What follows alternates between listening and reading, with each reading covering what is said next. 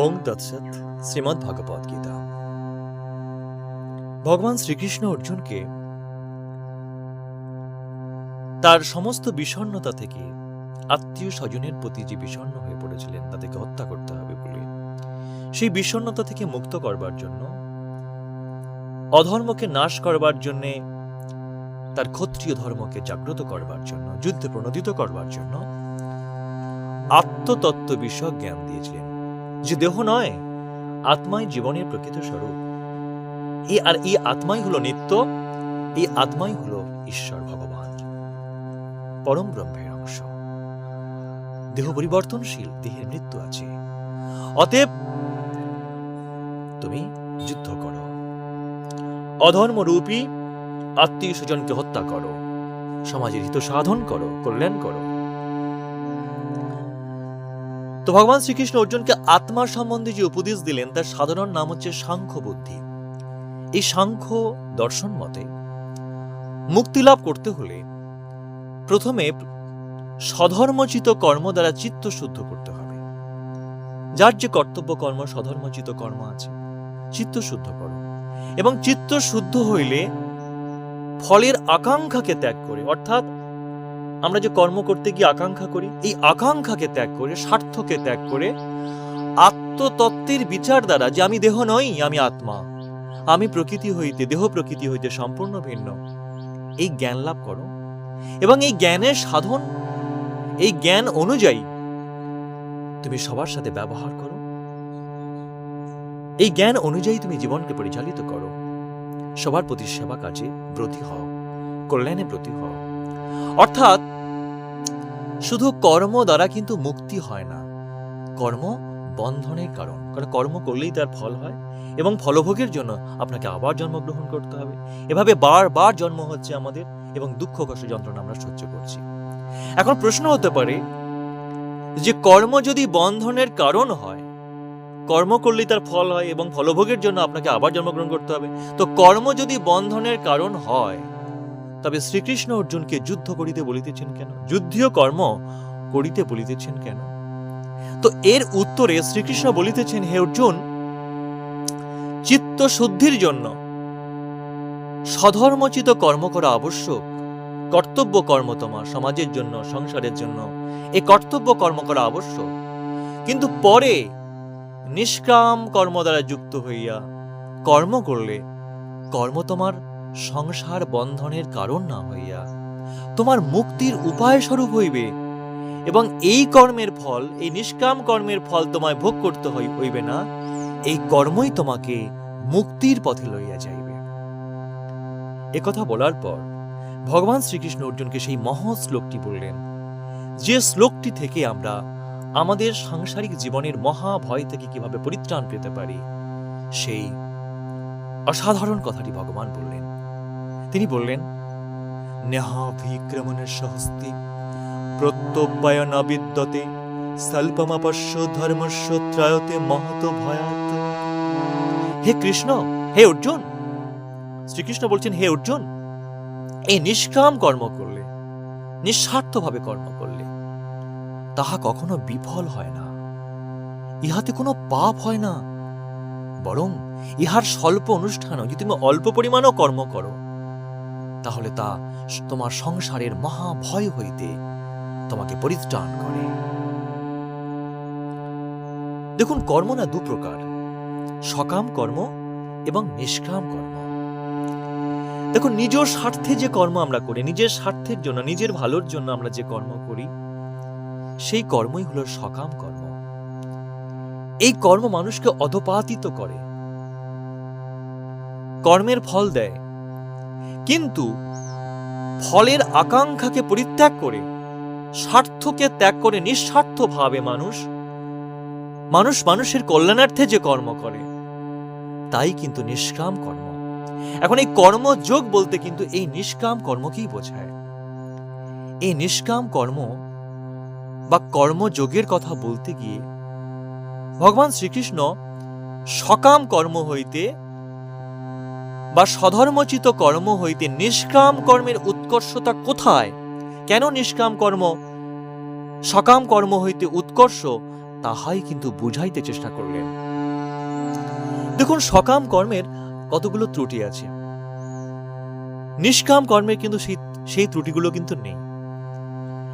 দেখুন, সকাম কর্মে আমরা কোনো ফললাভের আকাঙ্ক্ষা নিয়ে কর্ম করি, কোনো কিছুকে পাওয়ার জন্য কর্ম করি। যেমন ধরুন, আমরা কৃষি কাজ করছি, কিছু চাল পাবো, ধান পাবো, চাল পাবো, আমাদের চলবে, এই নিয়ে কর্ম করছি, নিজের স্বার্থের জন্য করছি।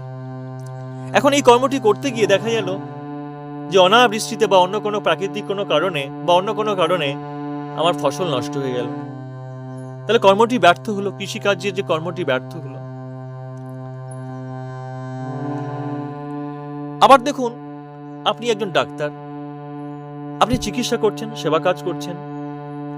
এখন এই চিকিৎসা কর্মটি করতে গিয়ে ভুল চিকিৎসা আপনি কোনো রোগীকে মেরে ফেললেন, তাহলে এতে কিন্তু আপনার পাপ জন্মায়। শুধুমাত্র কর্মটি ব্যর্থ হয় তা নয়, নিষ্ফল হয় তা নয়, এতে কিন্তু চিকিৎসকের পাপ জন্মায়।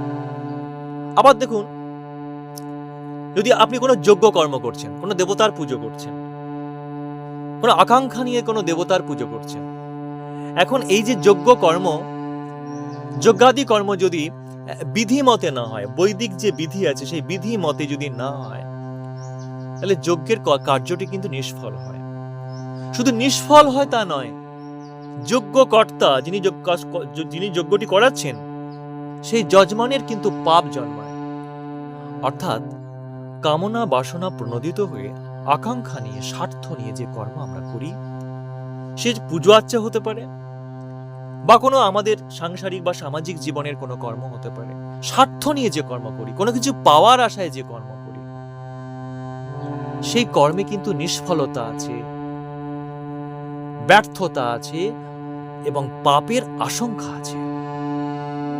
কিন্তু পরমেশ্বরে বুদ্ধি স্থির করিয়া যে তোমার মধ্যে ঈশ্বর আছেন, এটাকে লক্ষ্য করে তোমার প্রতি যদি আমি কর্তব্য কর্ম করি নিঃস্বার্থভাবে, সেই পরমেশ্বরে বুদ্ধি স্থির করিয়া ফলের আকাঙ্ক্ষাকে বর্জন করিয়া যে কর্ম করা যায়, তাতে কিন্তু নিষ্ফলতা বা পাপের আশঙ্কা থাকে না। সংসারে আমাদের যে কজন সদস্য আছে, আমি ভাবলাম যে ওদের মধ্যে ঈশ্বর আছেন, আসলে ওরা কেউ সন্তান, কেউ স্ত্রী, কেউ মা, কেউ বাবা, আসলে ওরা ঈশ্বরেরই রূপ। আমি ওদের উদ্দেশ্যেই আমি বাজার করছি, আমি সবকিছু সংগ্রহ করছি, নিত্য খাদ্যদ্রব্য যা কিছু প্রয়োজন আমি ওই উদ্দেশ্যেই করছি। সেই ঈশ্বরকে লক্ষ্য করেই আমি কর্তব্য কর্ম সম্পাদন করছি। বুদ্ধি যদি সেই পরমেশ্বরে স্থির করে আমরা কর্ম করি, এই পরমেশ্বরে যুক্ত করে কর্ম করা মানে কিন্তু কর্মটি কিন্তু গৌণ, যে কর্ম থেকে ফল হয় সেই কর্মটি কিন্তু গৌণ হয়ে গেল। বুদ্ধি যে পরমেশ্বরে সমর্পিত, এটি কিন্তু মুখ্য। তো ঈশ্বরের সহিত বুদ্ধির এই যে যোগ, উদ্দেশ্য লক্ষ্য হচ্ছে আমার ঈশ্বর, এই যে বুদ্ধির যোগ, এই যোগই কিন্তু কর্মীকে মুক্তির পথে নিয়ে যাবে। তারপর দেখুন, স্বার্থ নিয়ে যে কর্ম করি, সকাম কর্ম করি, সেই কর্ম যখন আমরা করি তখন অনেক আয়োজনের প্রয়োজন হয়। সে সাংসারিক কর্ম বলুন বা কোনো দেবতার পুজো বলুন, আকাঙ্ক্ষা নিয়ে যখন কর্ম করি তখন অনেক আয়োজন করতে হয়, এই করো সেই করো, এত কিছু করো, আয়োজন করো, সেই অনেক আয়োজনের দরকার হয়।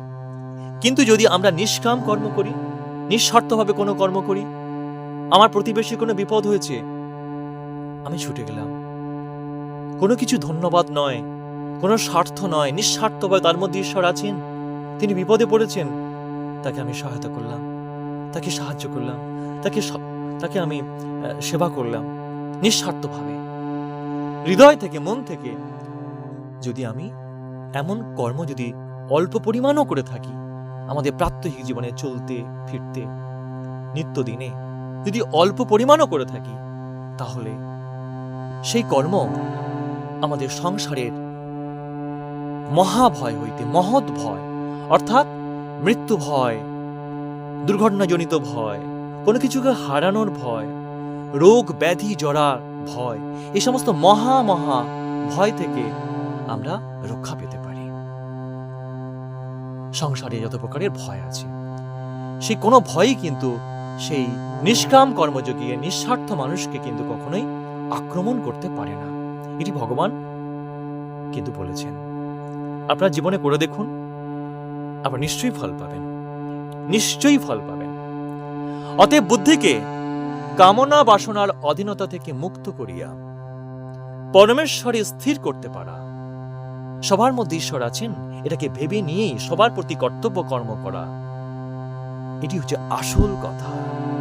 এবং এই কর্মই তোমাকে মুক্তির পথে নিয়ে যাবে, আপনাকে মুক্তির পথে নিয়ে যাবে। সেই কর্মেই আমরা জাগরিত হয়ে উঠি। আমাদের সংসার, আমাদের সমাজ, আমাদের দেশ, আমাদের সবার এমনি নিঃস্বার্থ কর্মের বন্ধনে ভরে উঠুক।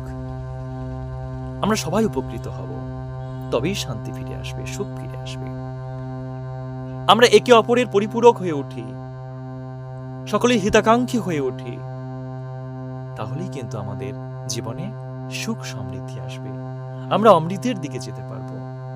যে মনীষীরা নিঃস্বার্থভাবে নিজের জীবনকে সকলের জন্য আত্মত্যাগ করেছেন, নিঃস্বার্থভাবে করেছেন, মহাত্মা গান্ধী, সুভাষচন্দ্র বোস, হ্যাঁ, এদেশের মাতৃকাকে মুক্তির জন্য কি করেছেন তারা, কত শহীদ ফাঁসির মঞ্চে হাসতে হাসতে ফাঁসি দড়ি গোড়ায় পড়ে নিয়েছিলেন এই গীতার জ্ঞানের আলোকে। তাদের পকেটে কিন্তু ছোট্ট একটা করে গীতা থাকতো। পরে ইংরেজরা বুঝতে পেরেছিলেন এই গীতা জ্ঞানের আদর্শে তারা নিজের জীবনকে আত্মহুতি দিয়েছিলেন, তারা অমর হয়েছেন। সকলকে বলবো ধন্যবাদ, জানাই ধন্যবাদ। ভালো থাকবেন, কেমন লাগছে জানাবেন। আপনাদের মতামত আমার কাছে অত্যন্ত গুরুত্বপূর্ণ। আপনাদের ভালোবাসা, প্রেরণা পাচ্ছি, আমি ধন্য। হরে কৃষ্ণ।